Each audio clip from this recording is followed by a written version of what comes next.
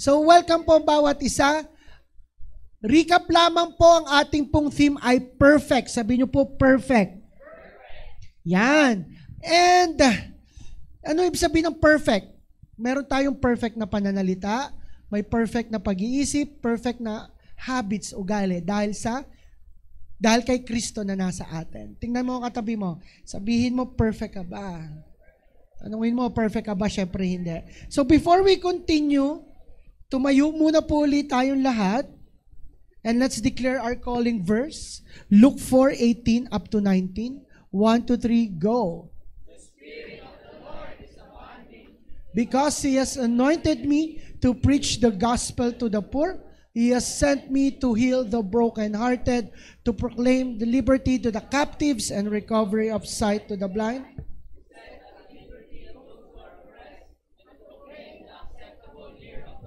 For our God is Jesus, the Anointed One. And let's declare kung sino ka. Sa our 10 culture. 1, 2, 3, go. I am a blessing. I am anointed. I am a deliverer. I am a good follower. I don't destroy, I build. I am not seasonal. I appreciate everyone and everything. I am part of something big. Ikaw yon. I am in partnership with Christ. And I am not extreme. Muli pa, umupo na po tayo. Come on. Ang sarap kaya makakita ng mga gwapo at magaganda, no? Pero alam nyo, nagpapapangit sa mga kagaya natin na pogi. Yung hindi pagngiti. Tanungin mo ang katabi mo, nag-almusal ka ga? Pag ang sagot ay hindi, sabihin mo, ililibre kita maya-maya. Aba. Okay, so, bago po tayo mag-continue, meron po bang first time o sa kauna-unahang pagkakataon ay nakarating po sa ating church dito sa JA1 Mataas sa Kahoy? Pwede pang tumaas ang kamay? Yes po, huwag kayong mahiya. Come on. Yung seryoso. Ay, welcome po. Taas po ang kamay. Welcome po. Palakpakan po natin ang Lord. Pwede po bang tumayo? Kayo po ay hindi namin papaluin. Sir, mga boss, mga idol, welcome, welcome. Yun, marami pala eh. Yan, welcome, Mary Jane, welcome, welcome. So, sino nag-invite sa iyo, Tay? Si Riven. Ba, Tay, sino nag-invite sa iyo? Ayan, tita. Hello po, tita. Kayo, sino nag-invite sa inyo? Ako nag-invite! May chocolate ako dapat, ha? Sir, boss, sino nag-invite sa iyo? Sino nag-invite sa iyo? Kayo din po. Umupo ka na. Hindi ka bago. Yan, welcome na welcome po. Pwede bang i-hi natin sila? High five nyo, kamayan nyo, sabihin mo welcome na welcome kayo dito. Okay, mamaya may gagawin tayong masaya, pwede na kayong umupo. So, sa mga hindi nakakalam, ako po si Pastor Fini Plata. Wala tayong religion. Wala tayong religion na pinaniniwalaan dito. We believe is a relationship with Jesus Christ. Amen. That is what we believe. So, the positive in me, kayang-kaya natin. The positive in me, kayang-kaya natin. Recap lang po, for ilang linggo na ba tayo? Pang ilang ba to? Pang-6 na linggo. Pinag-uusapan natin yung perfect in me. At marami tayong pinag-usapan ng mga mindset, ugali, pananalita. Ang first week, pinag-usapan natin the positive in me. Hindi ako nega. Sino ditong negative pa din? Sapukin mo nga, dali. Baka may katabi mo negative pa din. Dapat positive na yan. And sunod natin pinag-usapan 4 weeks ago, the honest in me, hindi ako sinungaling. Sabihin mo sa katabi mo, ililibre kita mamaya. Hindi tayo sinungaling, di ba? And the third week, pinag-usapan po natin si Pastor Aldrin nagturo, the grateful in me, hindi ako reklamador. Sino dito yung papunta dito sa church yung nagreklamo sa jeep? Nagreklamo sa tricycle driver? Nagreklamo sa bahay? Nako, dapat wala nang pagiging reklamador sa atin. Amen. And 2 weeks ago, pinag-usapan natin yung the appreciative in me, hindi ako pulaero. Tingnan mo nga katabi mo, amuyin mo yung katabi mo. Kung mabaho ba yan, sabihin mo hindi yun pula. At napakaganda na pinag-usapan natin last week, last Saturday, ay yung the silent in me, hindi ako marites. Alam niyo po, isa sa challenges ng ating ginagawa dito ay yung maniwala, to believe. Isang puhunan ng isang Jesus follower, kagaya mo, kagaya ko, ay ang pananampalataya and faith. And it's a very challenging. And it takes a lot inside of us para magampanan ng pananampalatayang ito. Meron po akong isang, hindi naman siyang pinaka-favorite kong NBA player, pero isa siya po hinahangaan ko. Pa-next nga po. Siya po ay walang iba kundi si Kobe Bryant. Yan. Si Kobe Bryant, God bless him, siya po ay, nung siya'y player, galit na galit ako sa Lakers dahil na. Basta lahat ng kalaban niya, doon ako kalampi. Yan. Pero, syempre, nung namatay si Kobe, nakita ko, dami pala niyang na-inspire. At meron siyang mindset, o meron siyang mantra, ang tawag nila mantra, na tinatawag is the Mamba mentality. Sabi niyo nga, the Mamba mentality. Ano po yung Mamba mentality? Kung kilala niyo si Kobe, alam niyo yung siya ay hindi natatakot, hindi natitinag. Sa anumang laban, anumang competition, anumang laro, hindi siya basta-basta na magpapatumba. Ang Mamba mentality daw, it's about attacking what's in front of you. Hindi more of depensa. Mamba mentality, hindi yung tungkol sa iyo. Pero tungkol sa pag-atake mo kung ano yung nasa harap mo. At hindi lang simple pag-atake, kundi may passion, may purpose, walang takot, walang alinlangan, at walang patak ng susuko ako. Ganun ang mindset ni Kobe. Walang patak na susuko ako. At sinasabi din, ang the Mamba mentality encompasses a mindset na hindi lang nakatingin doon sa goal, hindi lang nakatingin doon sa pupuntahan, nakatingin ang Mamba mentality sa proseso paano makarating doon. Sino dito yung may mga pangarap sa buhay? Taas ang kamay. Okay. You don't have to raise your hand kung wala kang pangarap sa buhay at gusto mo yung maging tambay habang buhay. Pero wala namang ganun dito, di ba? Sino dito yung may mga gustong malayo ang marating sa buhay? Taas ang kamay. Amen. So, ang mindset ng Mamba mentality, hindi ka lang doon makarating. Ang mindset ng Mamba mentality, paano ka makakarating doon? At sa bawat step na ginagawa natin, tinutulungan tayo ng Diyos. At sa bawat step, kahit wala ka pa doon, dapat may mindset tayo at nakatatak sa atin na tayo ay winner. Hindi tayo talunan. Kaya ang title ng i-share ko ngayon is The Winner in Me, Hindi Ako Talunan. Sabihin mo sa sarili mo, hindi ako talunan. Sabihin mo sa katabi mo na parang hindi pa nag-agahan, hindi ka talunan. Tayo muna yumukot, pumikit, tayo mag-pray. Lord, salamat po dahil may ginagawa ka ngayong umaga. Salamat po dahil magandang isasabihin mo sa amin. Bless us, guide us, use us. Paintindi nyo sa amin that we are winners at hindi kami losers. Thank you, Father. Holy Spirit, be with us. In Jesus' name, amen. Palakpakan muli natin si Lord. Come on. Nung tinitingnan ko itong winner na ito, isa lang ang nakita ko sa banal na salita ng Diyos. Ito yung buhay ni David. Si David, kung paano siya nagsimula siya na isang bata hanggang siya naging pinakamagaling na hari ng Israel. Yung batang David ay nagsimula siya sa pagiging pastol. Ano po yung pastol? Nag-aamin ng tupa. Nag-aalaga ng tupa.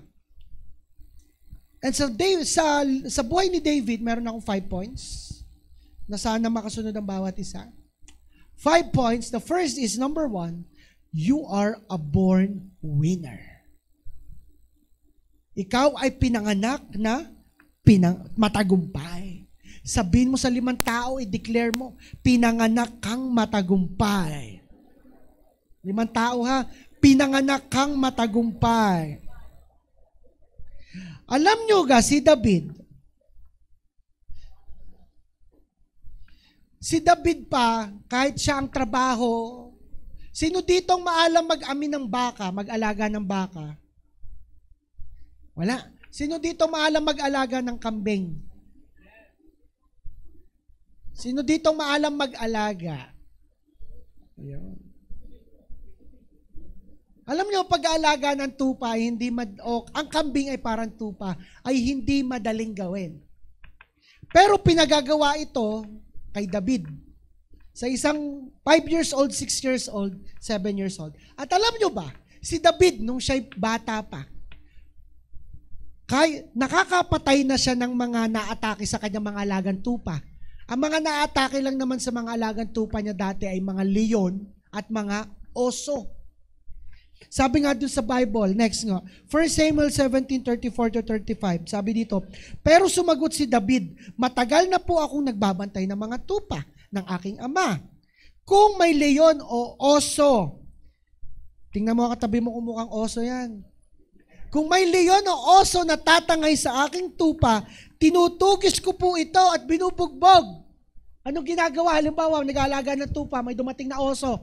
Matatakot yung oso. Rar, gaganunin David. Hahabulin niya yung oso at bubugbugin niya.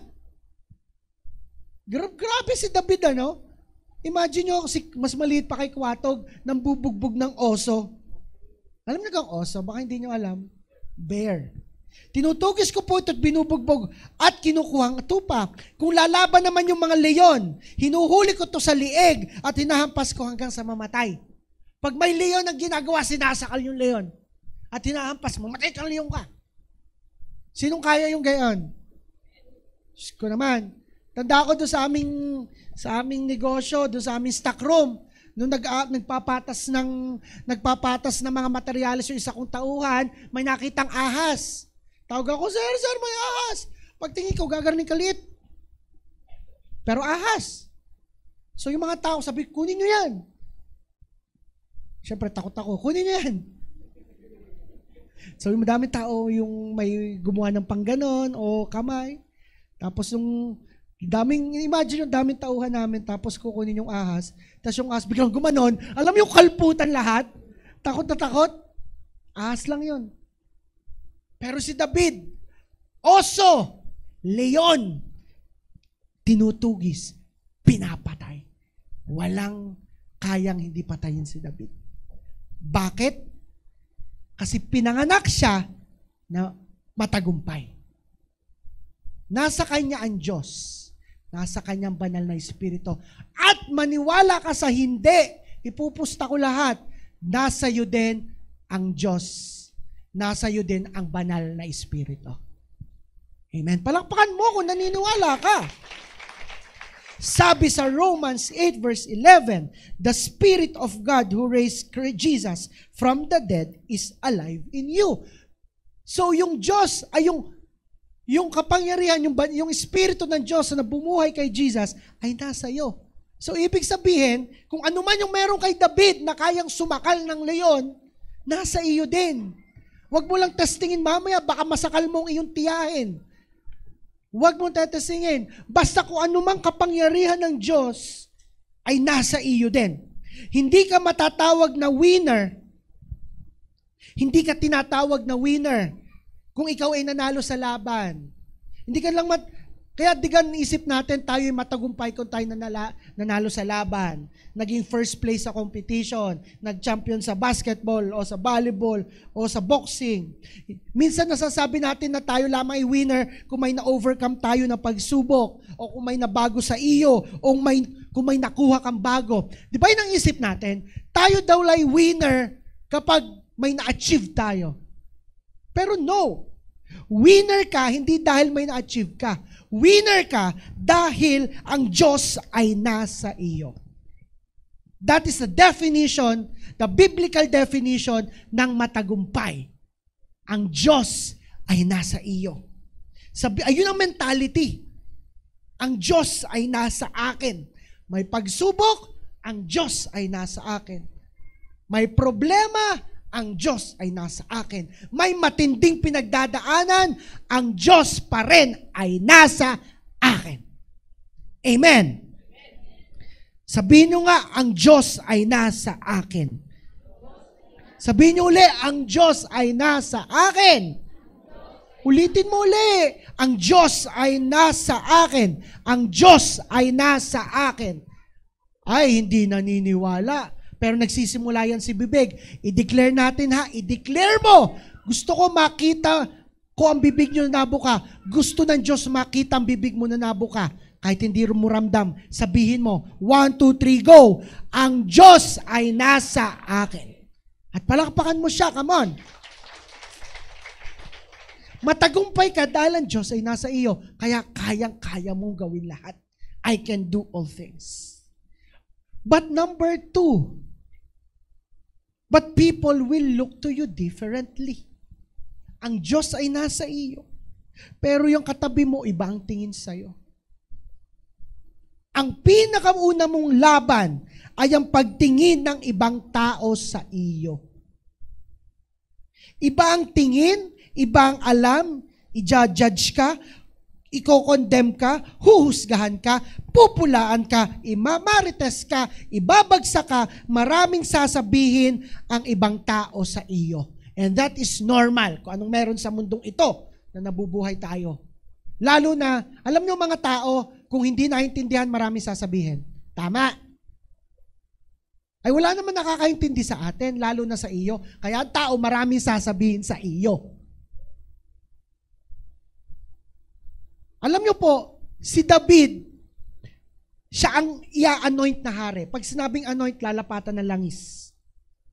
Tinawag si Propetang Samuel. Sabi niyo nga, Propetang Samuel. Sinabi ng Lord kay Samuel, pumunta ka doon sa may bahayan ni Jesse. At meron siyang anak. Yung kanyang anak ang magiging hari, i-anoint mo. Magiging hari ng Israel. So itong si Samuel, pumunta doon kay na Jesse. Pagkita, ka Jesse! Ano po yun? Ay, kayo pala ka Samuel. Ay, magandang umaga ka Jesse. Sabi sa akin ni Lord, ay ang anak mo daw ang magiging hari ng ating bansang Israel. Ay palabasin mo at i-anoint ko. Ay di si ka Jesse, ay gayong ga. Ay sige. Antone! Danilo! Quatog! Rafael! Patricio! Aldrin, labas!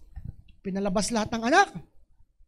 Nung pinahilera, tinitingnan ni Samuel, para namang wala din sa mga are, kasa sa mga lalaki. Patay. Kasa sa mga lalaki. Sabi doon sa 1 Samuel verse 16, pa-next nga. Sabi doon, in the same way, all 7 of Jesse's sons were present to Samuel. Pa-next po. But Samuel said to Jesse, the Lord has not chosen any of these. Then Samuel asked, ito na ba lahat ng anak mo? Are these all the sons you have? Sinabi ni Jesse, yes, there is still the youngest. But he's out in the fields watching the sheep and goats. Sa Tagalog, tinanong ni Samuel si Jesse, sila na ba lahat ng anak mo? Sumugot si Jesse, may isa pa po, yung bunso, pero nagpapastol siya ng tupa. Alam nyo yung point na gusto kong sabihin? Iba ang tingin sa atin ng tao. Yun ang unang laban natin. Matag-winner tayo, pero ang tao ibang tingin sa'yo. Ang masama, hindi man lang nakita ni Jesse yung kanyang bunsong anak ni si David, yung potensyal, kaya initsapwera. Ang tinawag lamang iyong 7 panganay, pero hindi man lang tinawag yung bunso. At sa hindi magandang tingin, iba ang tingin.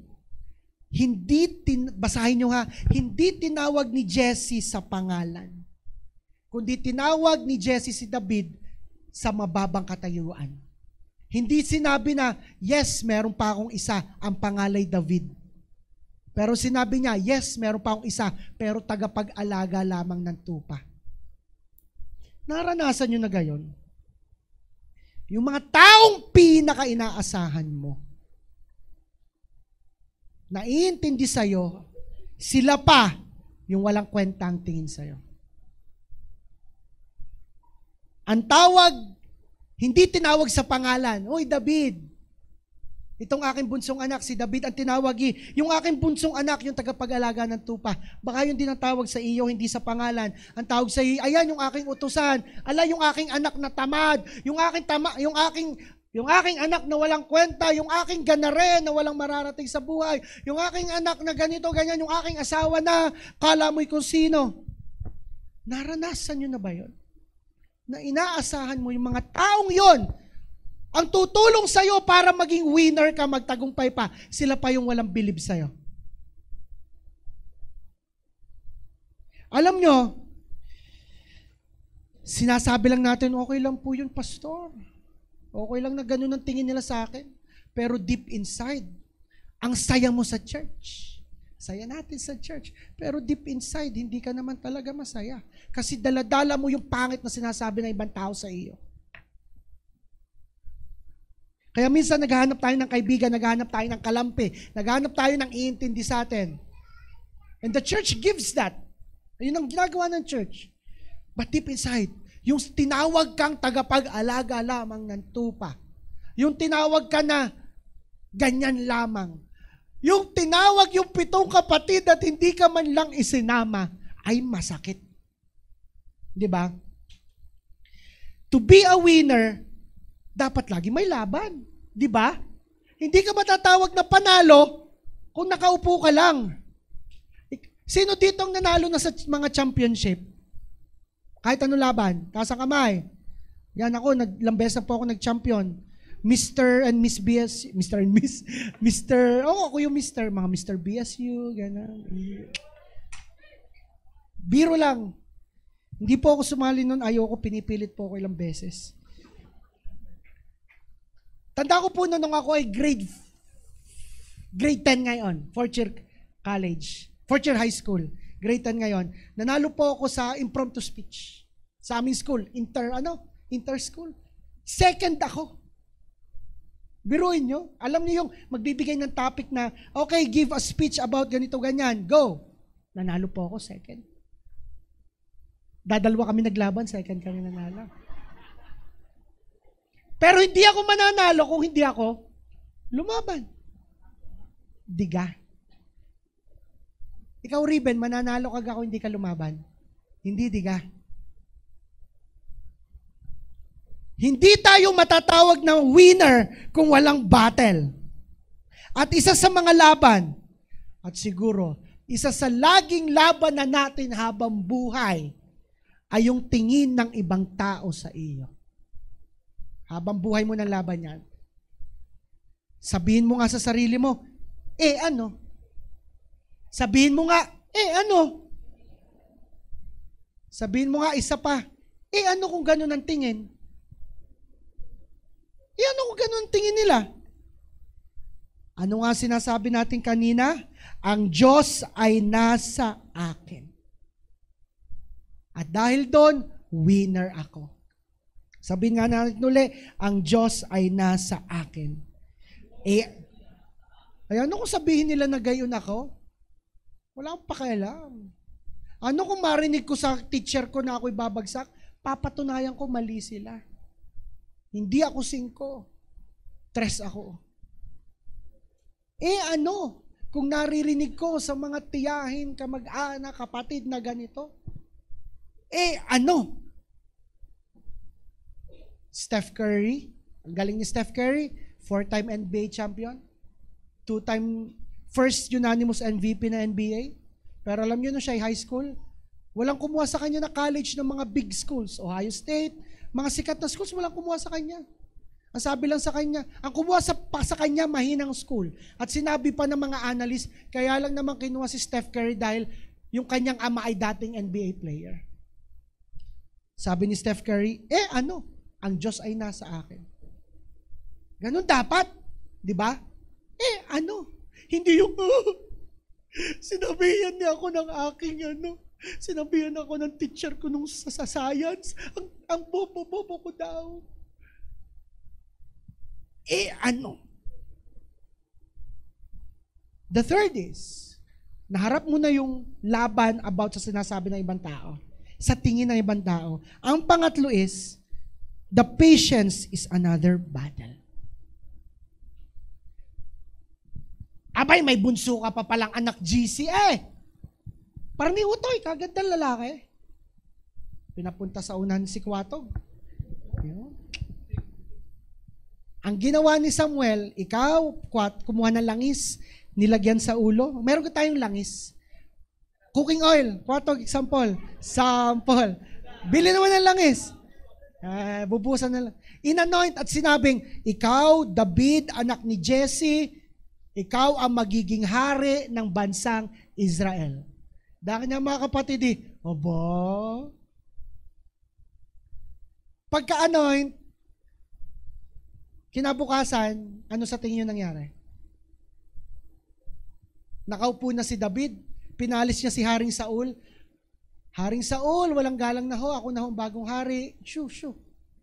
Yung ba nangyari? Ano nangyari? Kinabukasan, nag-alaga pa rin ng pastol, ng tupa. At kinabukasan, David! Pahinging pandesal! Utusan pa rin si David. Simula sa pagkaka-anoint hanggang sa pagkaka-appoint, it took still 20 years. Tagal? And 20 chapters sa Bible. 1 Samuel 16 hanggang 2 Samuel chapter 2. It took 20 years and 20 chapters bago pa naging hari talaga si David. Ganun talaga. Isa pang laban mo ay ang pagiging mainipin. Winner ako, pero may naririnig ako. Winner ako, pero walang kwenta ang tingin nila. Winner ako, pero naiinip ako. Alam nyo ba, si Kobe, sa sobrang dedicated niya, gigising siya na maaga, 4 a.m., nasa gym na siya, nagte-training. Uuwi siya ng alas 7 ng umaga, susunduin ng mga anak, ihatid sa school, babalik uli sa gym. Practice. Sa hapon, susundo ng anak, sa school, babalik sa bahay, practice. Patience. Ilang taon siyang ganun, pero hindi pa siya champion ng unang taon. Hindi pa siya champion ng pangalawang taon. Nakailang taon siya sa NBA bago siya nag-champion? 5 taon. Nag-champion siya ng 3 beses, kasama si Shaq. And then, umalis si Shaq. Mas una nag-champion si Shaq. Mga nakalampi niya, mga bulok. Hindi siya nag-champion. Pero naging patient siya. And after 7 years, naging champion ulit siya sa NBA. Ano ang point ko dito? Being patient is a constant effort to try to be better every day. Mas maging better ka kaysa sa kinabukasan. May pinupush ka sa sarili mo. Hanggang lumabas pa lalo sa iyong pagiging winner. At may season talaga na mag-aantay ka. May season talaga na kailangan mo i-practice ang patience mo. Sino dito mainipin? Taas ang kamay. Grabe. Uso kasi ngayon yung instant. Di ba? Instant noodles. Ano pa instant? Instant gratification. Ano pa instant? Instant jowa. Kachat nakita mo lang sa church ngayong umaga, mamayang gabi, holding hands mo na. May walang ganun sa atin, ano? Kay walang ganun sa atin, ano? Wala kay ganun, ano? Nakita lang nung umaga, nung hapoy, holding hands na, ano? Buti walang ganun sa JA1 MNK Church. Oh, grabe. Christine, walang ganun sa atin, ano? Wala na. Wala daw. Alam nyo ga, mas masarap makamit yung iyong inantay. Mas masarap yung diploma kung ikaw ay 6 years. Hindi naman, mali pala yun. Maling example yun. Alam nyo si David, inanoint na siya sa hari, na magiging hari, pero tagapagdala pa rin siya ng tinapay ng kanyang mga kuya. Nung panahon ni David, naglalaban nun ng mga Israelita at mga Pilisteo. Hanggang ngayon, magkalaban pa rin ang Israel at Palestine. Panahon ng Bible, magkalaban ng Israel at ang Philistines hanggang ngayon. Ganun katindi ang galit ng dalawang bansa sa isa't isa. At itong mga Philistines, meron silang champion. Ano ang pangalan ng champion ng mga Philistines? Sinong Bible scholars dito? Sino? Goliath. Si Goliath ay isang higante. Anong height daw ni Goliath noon? Yung mga 9'9". Kilala niyo si Wembanyama sa NBA? 7'4", ang laro'y gwardya. Too small. Too small si Wembanyama kay Goliath. At ang lakas ng loob ni Goliath, mga Israelita, champion versus champion. Ako ang champion ng mga Pilisteo. Magpadala kayo ng champion ng mga Israelitang yan. Maglaban kami. At kung sino mananalo, siyang panalong bansa. Ang mga Israelita takot. Isang araw, si David pumunta dun sa battlefield. At dahil nga ang kanyang mga kuya ay sundalo, may dalang tinapay, may dalang mga 5+1 na big brew, may dalang pagkain, dalang starbs. Sabi, kuya, anong meron? May sigaw na sigaw doon. Ay, ayaw, naghahamon. Suntukan daw. Pagkita 9'9". Sabi ni David, hindi mo labanan. Sabi, sira kagakalaki. Sabi ni David, asan po si hari? Pumunta kay Haring Saul. Imagine nyo, bata. Mga kasing pogi ni Kuwatog. Imagine nyo, lumakad. Lumapit kay Haring Saul. Sinabing, sikat pa din. Ay, mali ang sinabi. Mali. Lumapit. Sinabi, Haring Saul, ako ang lalaban sa hindi patuli na yon. Basahin yung Bible kasi ang mga Palestinian hindi nagpapatuli. May ibang Bible na sinabi, ako lalaban sa supot na yon. Ayun talaga sinabi. Nga, basahin nyo. May Bible ako ng Tagalog. Ako lalaban dun sa tao yon. Sabi ni Haring Saul, Ikaw ang lalaban. Salit mo yan. Mga kapatid, huwag kang anong ginagawa mo diyan. Pero sabi ni David, walang lumaban sa inyo, akong lalaban. Daladala ko pangalan ng Diyos ni Yahweh. Ginamit na si Lord. Ay, sige, go. Ginamit na si Lord eh. Ganun, pag ginamit si Lord, ikaw na. Diba? Sabi po ni Lord, ay, di go. At ngayon, ay siya, kinuha ni Haring Saul yung kanyang armor. Helmet, breastplate, belt, sword, at binigay kay Kuwatog. Suot mo. Ay malaki. Di malaki ang helmet, malaki, mabigat. Sabi doon sa next verse, sa 1 Samuel 17, Then Saul gave David his armor, a bronze helmet and a coat of mail. David put it on, isinuot ni David. Inilagay yung espada and took a step or two to see kung anong ang bigat. For he have never won such things before. Sabi ni David, I can't go in this. He protested to Saul, I'm not used to them. So David, inalis niya yung mga armor. Sinabi ni David kay Saul, hindi po ako sanay dito sa mga nagpapabigat na ito. At inalis na. Sino dito ang winner? Taas ang kamay. Taas ang kamay ng winner. May laban ka ng pagiging mainipin. May laban ka ng tingin ng ibang tao sa'yo. Ito pang isa mong laban. You need to let go.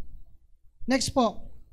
You need to let go of the things na sa tingin ng lahat ay makakatulong sa iyo, pero hindi. Sa tingin ng mga tao, yung armor ang makakatulong kay David, pero nagpapabigat lang pala. Yung armor ang makakatulong magpaprotekta, pero instead, pabigat. Ano yung sa tingin mo ang makakatulong sa iyo, pero nagpapabigat lang pala? Yung sa tingin mo, kailangan mo yon para magtagumpay ka, pero hinihila ka lang pala pabalik. Ano yung mga nagpapabigat sa iyo?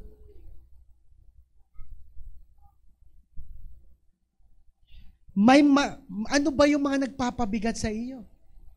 Maring ito'y isang maling relasyon. Isang nakaraan na di malimutan. Na sa tingin mo, yung nakaraan na yon ang magtutulong sa'yo, na yung emosyon na yon, parang yung iyong kaligtasan, iyong safe, iyong comfort zone. Pero alam mo, deep inside, nagpapabigat lang ito sa iyo. Yung isang kasalanang pilit tinatago, na para sa tingin mo, kailangan maitago ko to, kailangan dalhin kong kabigatan na ito, kasi sa tingin mo, iingatan nito ako para hindi mapahiya. O isang emosyon na pilit mong ayaw bitawan kasi ito lamang yung pinanghahawakan mo. Ano yung mga armors mo? Na dapat bitawan mo na instead na sa tingin mo makakaprotekta sa iyo, tutulong sa iyo yung nagpapabigat na sa iyo. O pride! Na instead, i-total surrender mo, sa tingin mo nagpakumbaba ka na, pero meron ka pang ibababa, instead na i-total surrender mo, sabi mo, ito na lang po panghahawakan ko. Ito na nga lang yung pride ko, panghawakan ko na. Ano? Yung mga nagpapabigat sa atin. Na, alam mo kaya hindi ka manalo sa buhay. Hindi ka magtagumpay sa mga pinagdadaanan mo, ay hindi mo alisin. Sabihin mo sa katabi mo, hanggang kailan? Sabihin mo doon sa isa mong katabi, ang tagal na niyan, Beshi. Ang tagal na niyan. Sabi ni David sa verse, I'm not used to them. Sabi niya kay Hari Saul, hindi ako sanay. Hindi ako sanay na may pabigat. Next nga po. Kung ang isang winner ay di sanay na may pabigat, ang isang talunan ay ayaw bitawan yung pabigat. Ikaw, ano ka? Isang matagumpay o isang talunan? Ano ka? Isang winner or isang loser? Tanungin mo ang katabi mo, sabihin mo, ano ka? Hulban, please, hulban. Ano ka?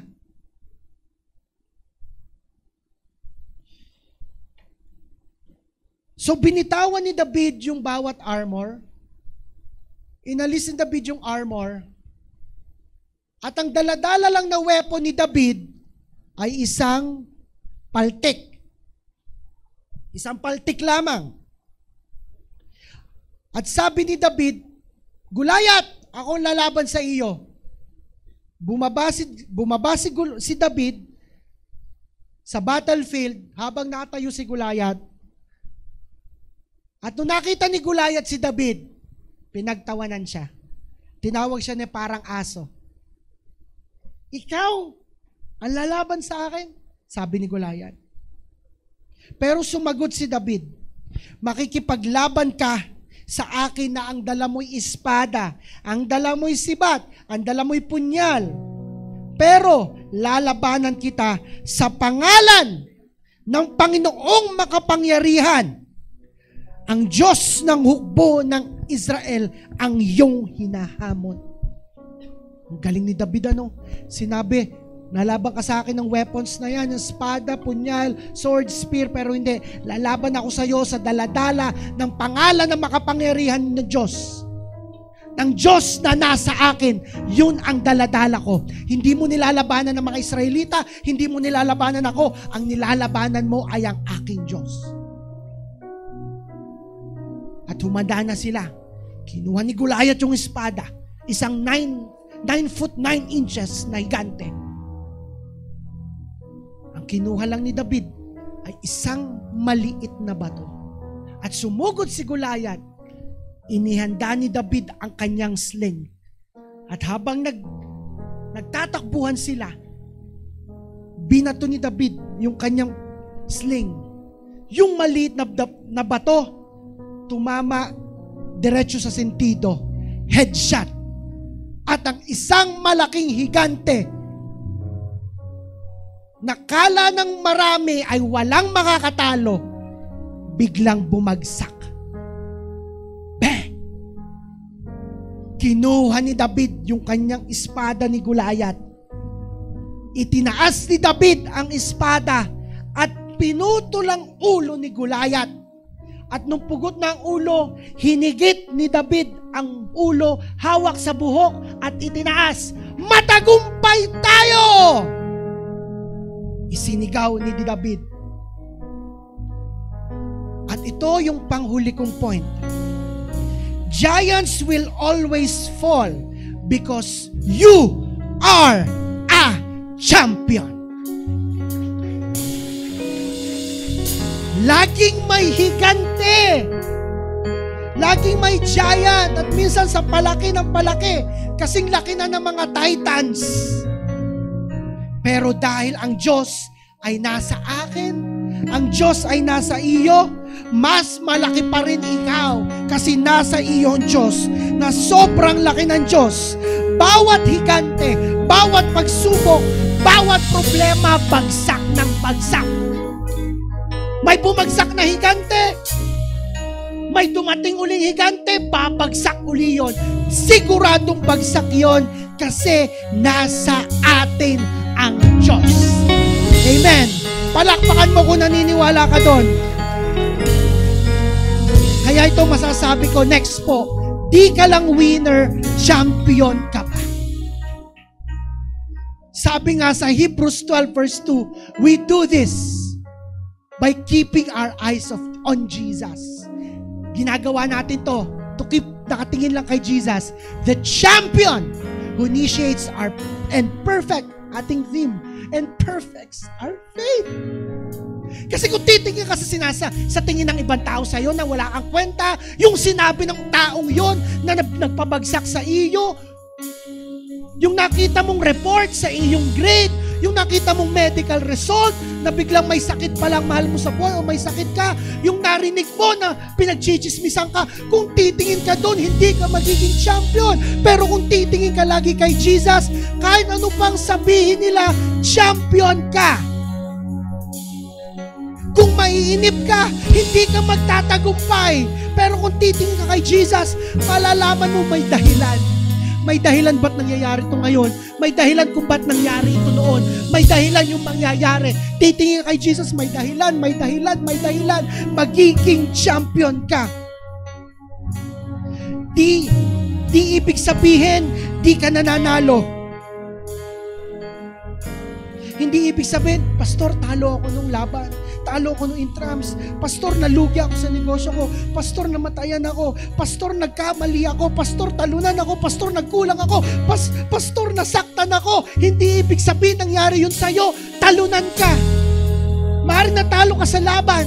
Maaaring natalo ka sa isang laban. Pero sa buong gera, hindi ka matatalo.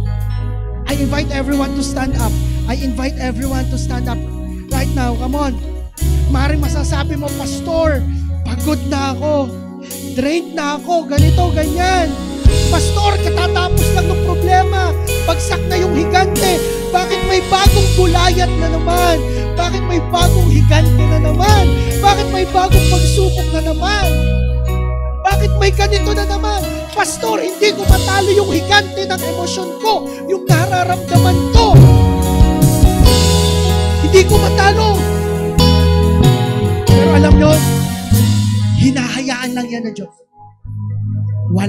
Hindi hinahayaan ng Diyos para sa ikabubuti mo. Pinipiga lang yan ng Diyos para lumabas ang pagiging champion na para sa iyo.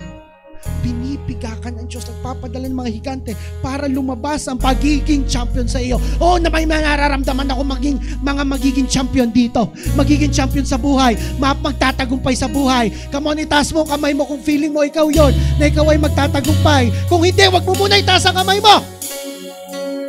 Pero kung feeling mo magtatagumpay sa buhay, raise your hands.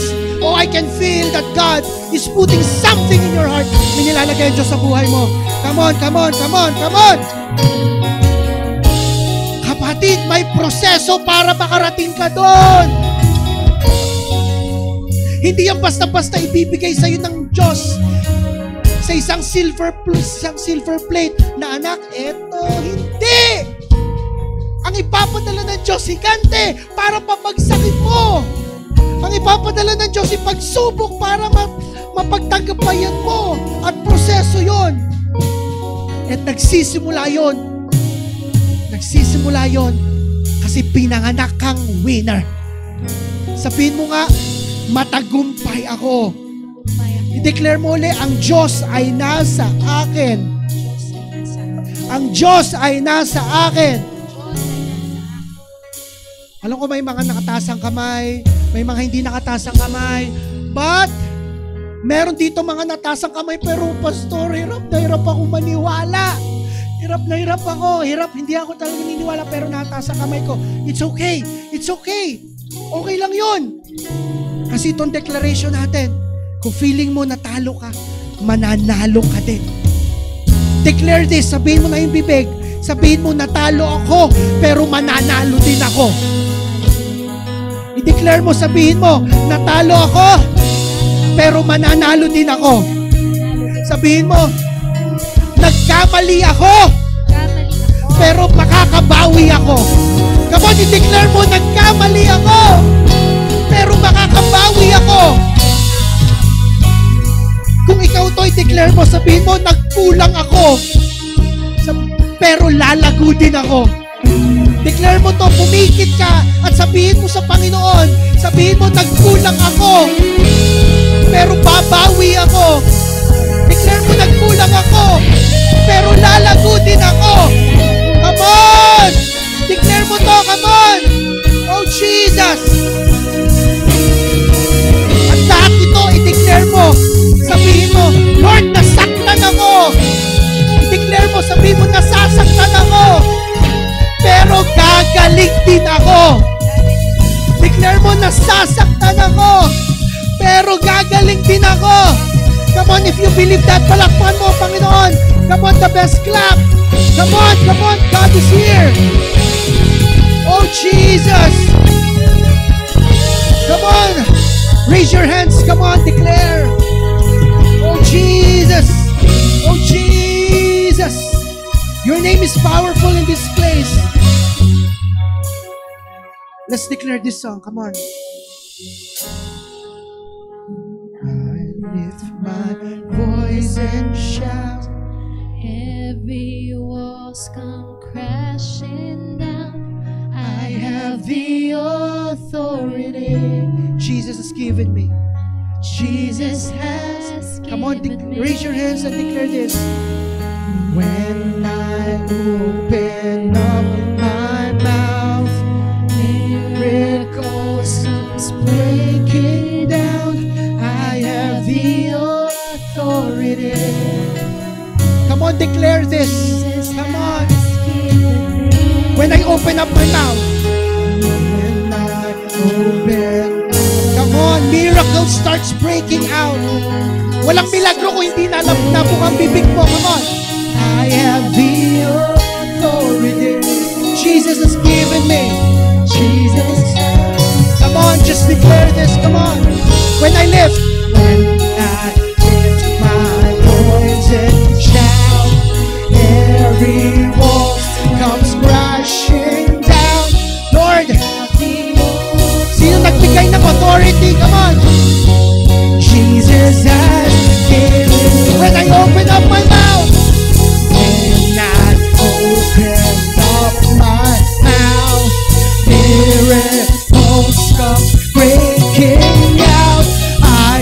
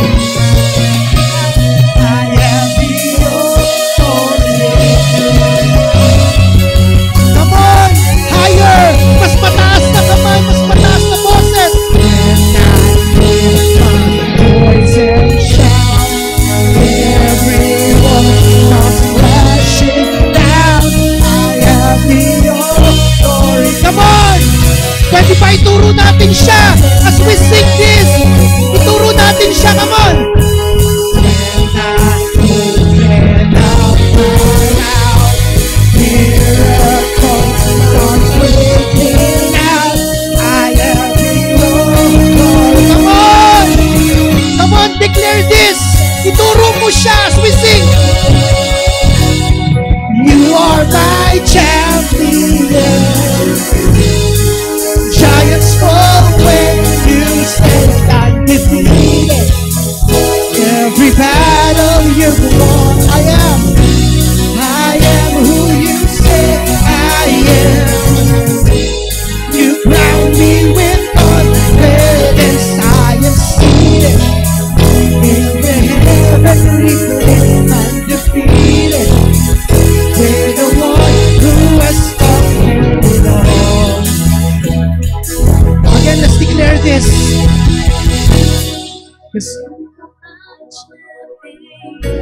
Close your eyes and just raise your hands. Ituro mo siya. Just let the song minister to you. I am who you say I am. You crown me with confidence. I am seated in the heavenly place, undefeated, with the one who has conquered. 'Cause you are my champion. Giants fall when you stand undefeated. Every battle you Kung ano sinabi mo, yun ako, God. I am who you say I am. Yes, you've crowned me. You've crowned me with confidence. I am seated in the heavenly place, undefeated, the one who has conquered sin.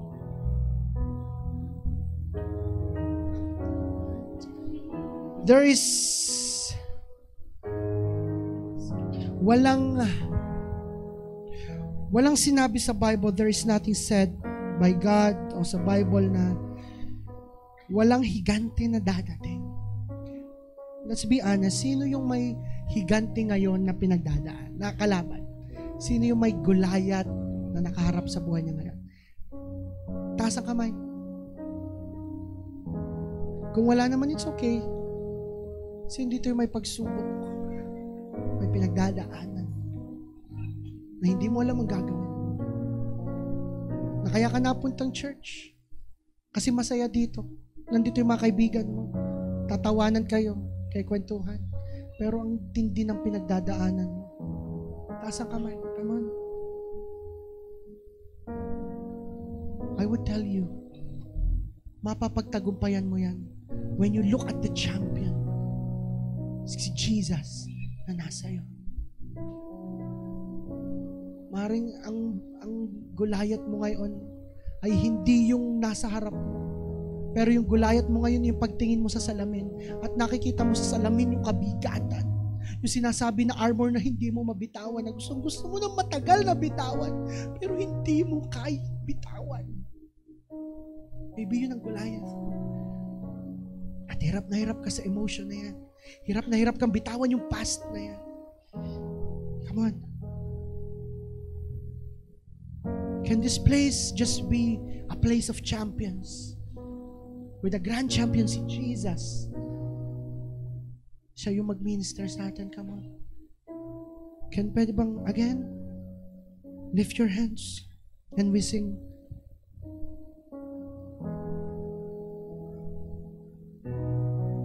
You are my champion. Giants fall when you stand undefeated. Every battle you won. Pwede bang the people of God sing? Ay.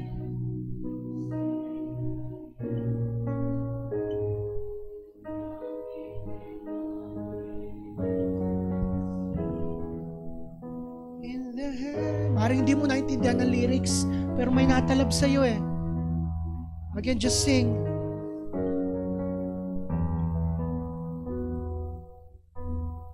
Again, let's sing. You are my champion. Giants fall.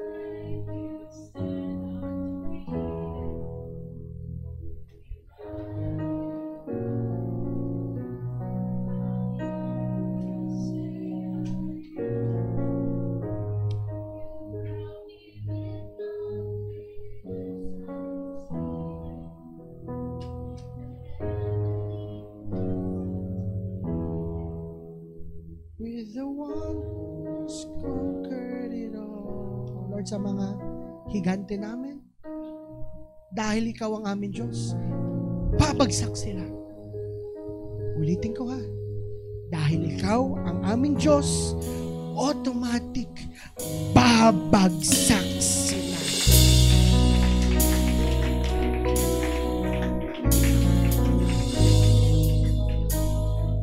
Maring hindi ngayon,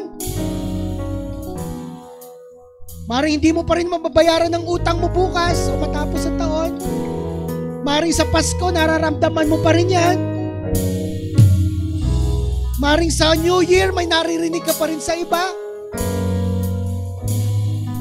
Maring pagpasok ng 2024, may higante pa din. Pero alam nyo, masaya. May Jesus ka. Kaya kaya mo maghintay. Kaya mo sabihin,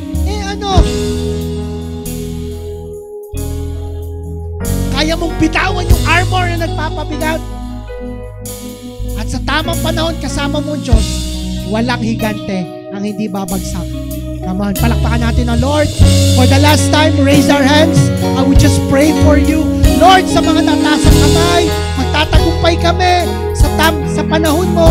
Simula pa lang ngayon, matagumpay na kami. Hindi kami talunan. Hindi kami talunan. Walang talunan dito. Matagumpay ang bawat isa dito.